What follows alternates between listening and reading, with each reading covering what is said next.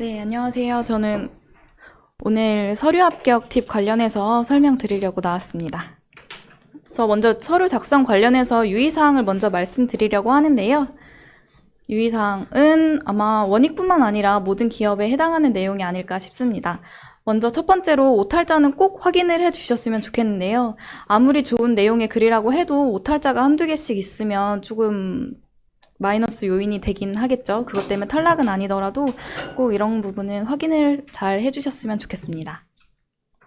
네, 이번은 문항이 비슷하다고 해서 다른 회사 자소서를 그대로 복붙하시는 분들이 좀 계신 것 같은데 이런 부분은 조금 안 해주시는 게 좋을 것 같아요.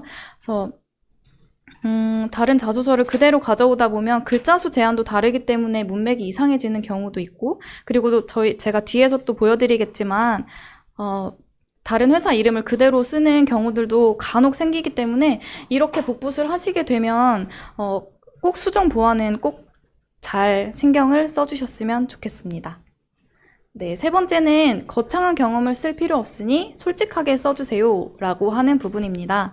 저희 특히 3번 문항 같은 경우에 나 어려운 일 겪은 게 딱히 생각나지 않는데 지원해야 되나? 이런 고민들 하시는 분들도 계신 것 같은데 제가 뒤에서 보여드리겠지만 꼭 그런 큰 경험이 아니어도 되니까 본인이 어떻게 이겨냈는지 잘 보여주시면 되겠습니다. 마지막으로는 1지망, 2지망인데요. 저희 서류 지금 들어가 보신 분들은 아시겠지만 1지망, 2지망을 쓰게 되어 있어요. 그래서 이 1지망, 2지망 같은 경우는 꼭 기입을 해주셔야 되기 때문에 꼭 확인해서 지원을 해주셨으면 좋겠습니다. 이거 1지망, 2지망 같은 경우는 저희 서류 접수하실 때 가이드가 다 써 있으니까 그 부분 참고해서 지원을 해주시기 바라겠습니다. 그리고 제가 생각하는 베스트 워스트 자소서를 몇 개 더 뽑아왔습니다. 베스트 1번은 지원한 회사의 사업 분야, 제품에 대한 명확한 이해를 바탕으로 한 자소서입니다. 이 부분 아마 앞에서의 1번 문항 사례와 비슷할 텐데요. 이 부분들을 보시면 원익 IPS 공정개발 분야가 가장 적합하다고 판단되어 지원하게 됐습니다. IPS에서는 어떤 장비를 하고 있고 그렇기 때문에 제가 도움이 될 자신이 있었습니다. 이렇게 써주셨고요.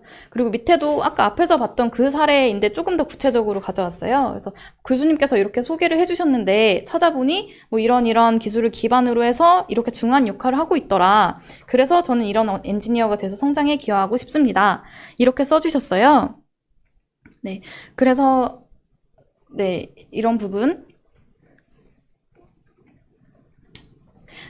여기도 마찬가지로 많이 거창한 내가 정말 전문적이다, 나 이거 다 알아, 이 회사에 대해 다 알아, 이런 부분 아니어도 홈페이지를 찾아보시거나 아니면 조금의 정보를 찾아보신다면 알 수 있는 IPS에 대한 기본적인 정보들, 이런 부분을 본인의 사례와 같이 녹여서 자소서에 써주시면 제일 베스트 자소서가 될 것 같습니다.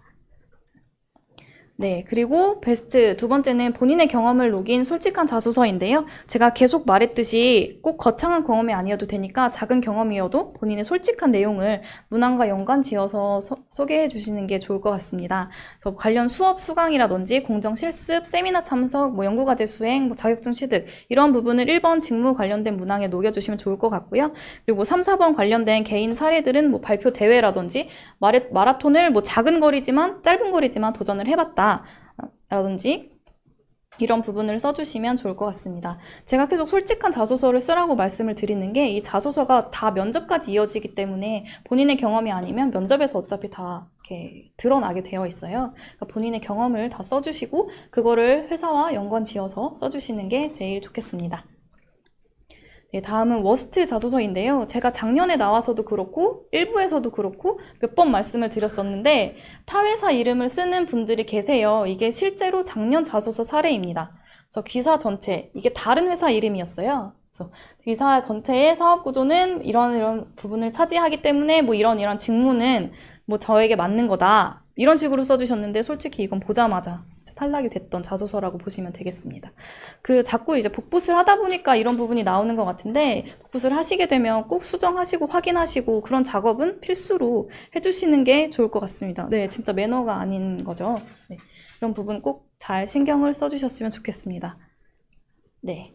다음은 성의 없는 자소서인데요. 제가 그때 글자 수를 꼭 1000자를 채울 필요는 없다고 말씀을 드렸지만 300자 미만으로 정말 짧게 써주신 분들이 많이 계세요. 굉장히 많이 계신데 몇 개만 가져왔습니다. 이게 앞에서 베스트 자소서 같은 경우는 제가 많이 중간에 생략을 한 건데 이거는 거의 그대로 가져온 거예요. 그래서 보시면 뭐 어떤 학교 수업을 들었는데 여기서 뭘 배워서 제가 매력을 느꼈습니다. 그래서 회사를 알아봤더니 반도체 회사가 이게 있더라. 그래서 지원했습니다. 이게 끝이었어요. 네. 그래서 이런 부분, 그리고 이분은 영업 쪽을 지원했던 분이었던 것 같은데, 제가 살면서 뭐 영업해봐. 너 이거 잘할 것 같아. 이런 말을 많이 들었습니다. 그래서 뭐 이런 뭐 알바라든지, 뭐 세미나라든지, 이런 부분을 경험을 해봤습니다. 그래서 저는 아주 잘 어울리는 지원자입니다. 이러한 부분, 좀 기승전결이 있긴 하지만 그래도 조금 더 구체적인 본인의 경험, 그리고 저희 회사를 왜 지원했는지를 조금 더 보여주는 그런 자소서이면 좋겠습니다. 네. 그래서 정리를 해보면 채용 담당자가 뽑고 싶은 자소서에 공통점이 있는데요. 흐름이 잘 이어지는 자소서와 원익에 오고 싶은 마음이 느껴지는 자소서입니다. 흐름이 잘 이어지는 자소서라는 거는 꼭 글을 뭐 잘 써야 된다라는 말보다는 자꾸 이렇게 복붙을 하시거나 아니면 급하게 쓰시다 보면 말이 안 이어지는 경우가 굉장히 많아요. 오탈자도 생기는 경우도 많고 주어 서술어 잘 맞지 않는 경우도 많고, 네, 그런 작문 능력 절대 필요하지 않지만 기본적으로 읽었을 때 술술 읽힌다 이런 부분이 있으면 저희는 뽑고 싶은 자소서가 되지 않나 라고 해서 넣어놨고요.